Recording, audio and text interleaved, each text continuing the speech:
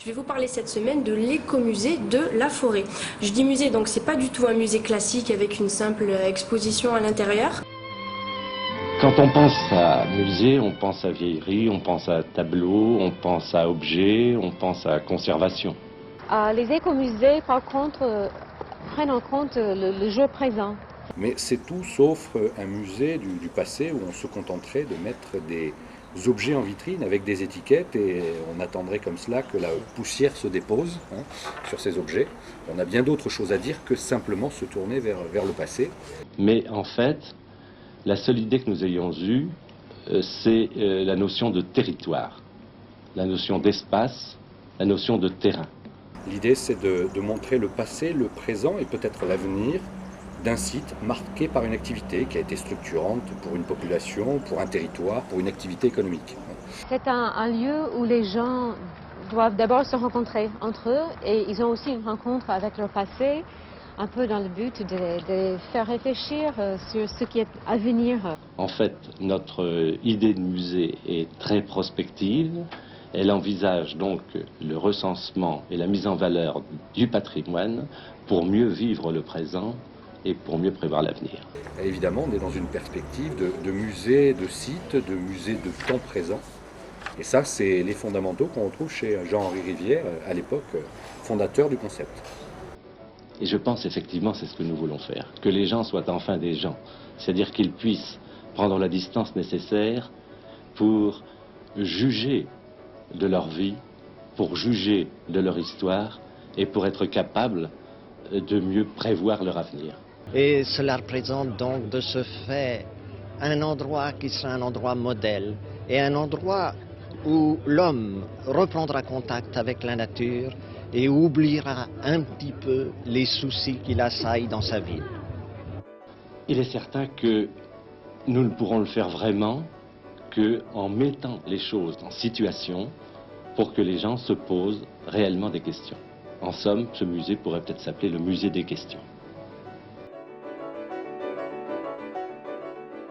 Alors que le patrimoine acquiert une place de plus en plus importante au sein de la mémoire collective, les musées subissent une vague de remise en question.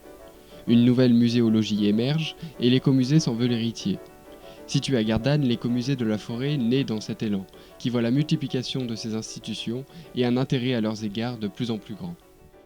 L'origine du projet, avant même la création de l'écomusée, c'était une association qui avait pour objectif de sensibiliser au danger des incendies de forêt. Plutôt que de venir après le reboisement et après l'incendie, on a souhaité l'éviter. En 1989, après l'incendie de la Sainte-Victoire, la Fondation pour la forêt va elle-même créer donc cet écomusée. C'est comme ça qu'on a, en 92, commencé à penser l'histoire de ce site et imaginer, rencontrer le concept d'écomusée qui nous a semblé le plus adapté à notre démarche, qui était à la fois de présenter la forêt méditerranéenne et l'ensemble des enjeux forestiers régionaux pour ne pas parler que de la prévention incendie. On a bien d'autres choses à dire sur la forêt méditerranéenne avant l'incendie. Et malheureusement, cette forêt méditerranéenne est méconnue et mal représentée et on a beaucoup d'idées reçues, de lieux communs sur elle qu'il fallait balayer. Alors est-ce que quelqu'un de vous pourrait me parler de la saga Pédo? Eh bien. Non. Alors, à titre d'exemple, la saga Pédo, c'est la plus grosse sauterelle d'Europe. Elle vit actuellement dans nos garrigues et c'est une espèce en voie de disparition. On se rend compte que le contact à la nature, il est perdu. Il est perdu et c'est un concept flou pour des tas de gens. Mais avant que ce soit un concept flou, c'est même une réalité méconnue. Vous montrez une pomme de pin à 50% des enfants qui passent ici, ils sont capables de savoir ce que c'est. Et je ne caricature pas avec le poulet sans pâte. Et en 1993, la ville de Gardanne nous a fait proposition de nous installer dans cette ancienne ferme agricole qui était largement ruinée. Et vous aviez ici une cour d'exploitation, un hangar agricole, il n'en restait pas grand-chose. Donc on a fait un programme muséographique, un programme de scénographie. Sur place, 3 étages d'information, de jeux, de vidéos sur l'écosystème. Et en extérieur, 10 hectares de forêt méditerranéenne pour se balader et découvrir intelligemment la faune, la flore, les animaux, le peuple de la forêt. On voulait s'appuyer sur 2 choses. La première, c'est évidemment le 13 hectares de forêt.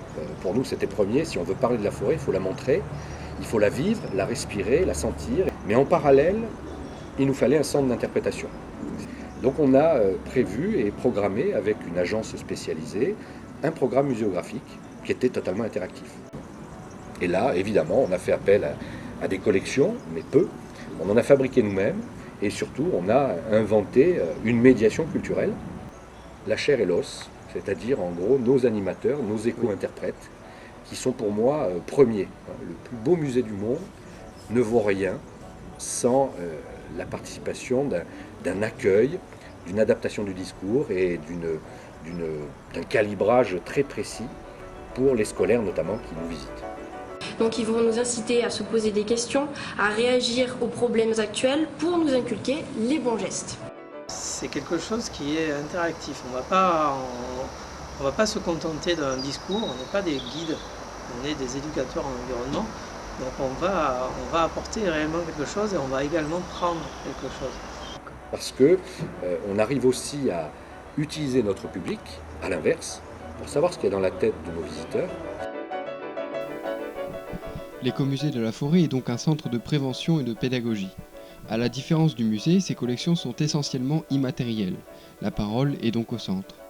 Mais au-delà de la forêt, l'écomusée parle-t-il d'une histoire locale ou d'un patrimoine en particulier ? L'histoire du site est simple. Vous êtes ici dans une vallée très tournée vers la préoccupation de la forêt. Et nous sommes aujourd'hui en train de faire le grand écart entre l'idée d'un territoire fortement marqué par la forêt, c'est le cas de Gardanne et des environs, et de parler de l'ensemble des espaces méditerranéens français et pourquoi pas au-delà. Et ça, c'est assez spécifique de notre part, puisque généralement, un écomusée est très centré sur un finage, sur un terroir ou un territoire. Nous, on a 15 départements qui sont concernés par l'affaire. On a vraiment quelque chose de très large. On parle à la fois de la forêt méditerranéenne, mais on va s'élargir aux forêts de la région PACA. Et c'est en cela qu'on est très moderne dans notre approche, puisqu'on est centre d'interprétation sur des enjeux globaux, pas seulement qui se posent sur un territoire. On n'est pas là pour défendre le marais de Gardanne, il n'y en a pas d'ailleurs, hein, mais ça pourrait être louable et c'est très bien. Mais aujourd'hui, nous, on est plus large, tout en ayant un site qui est notre laboratoire permanent. Si aucune véritable mémoire locale n'est mise en valeur, on y retrouve une thématique large, celle de la forêt méditerranéenne.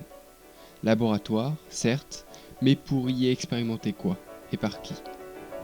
Ce Valabre ici, c'est à la fois un lycée agricole, historique, un château hébergeant une école de sapeurs-pompiers, un établissement public qui s'appelle l'Entente pour la forêt, un pavillon de chasse du Roi René qui abrite l'ensemble des communes forestières de notre région, en passant par une association qui traite de l'offre des propriétaires privés. Il se trouve que moi je suis à la fois directeur de l'écomusée et directeur de la com à l'Entente pour la forêt, qui est un de nos gros partenaires avec la région et la Caisse d'épargne. L'Entente, c'est d'abord former les sapeurs-pompiers et les acteurs de sécurité civile, mais à côté de ça, vous avez un laboratoire, c'est des essais, c'est des études, de la recherche appliquée, qu'on peut utiliser là pour la vulgariser, puisque nous, notre échelon, c'est de digérer tout ça pour le rendre accessible au plus grand nombre. Mais le comité scientifique de l'Entente, auquel je participe, est une manière aussi de faire remonter des concepts, des idées, des ressources pour des expositions temporaires ici à l'écomusée.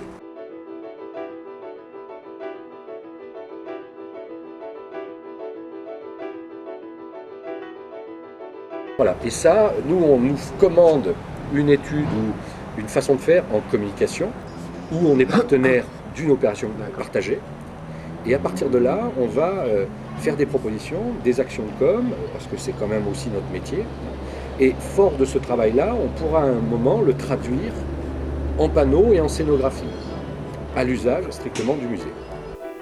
Un laboratoire donc, où s'expriment les recherches d'un institut spécialisé, l'Entente pour la forêt, en lien avec les principaux acteurs, publics comme privés, de la gestion de la forêt dans la région.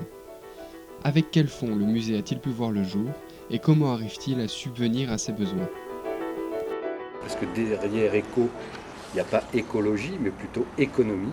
La région Provence-Alpes-Côte d'Azur, l'entente interdépartementale et la Caisse d'épargne ont provisionné cet argent qui était censé rapporter des intérêts qui sont gérés par la Fondation de France. Et ces intérêts font vivre un projet, une équipe. Il faudrait être sur le flux touristique. Ici, on n'est pas dans un flux touristique. Si on voulait avoir une réalité économique plus performante, parce que ça compte aussi. On reste une association, vous avez parlé de boutique.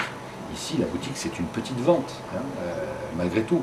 Et aujourd'hui, on a un budget qui est de l'ordre de 400 000 €. C'est modeste. Mais plus de 50%, c'est de la recette économique. Ce n'est pas des subventions. L'étude économique qui avait préfiguré notre ascension nous avait assuré de 30 000 visiteurs si on mettait à l'époque 1 million de francs d'enveloppe pour de la communication. On est loin de ce chiffre aujourd'hui, mais on a quand même presque 20 000 visiteurs par an. Si on additionne tous les publics qui sont de passage ici et qui franchissent la porte principale du site. Ce qui permet à cet écomusée de subsister, c'est probablement qu'il est pleinement inscrit dans son territoire.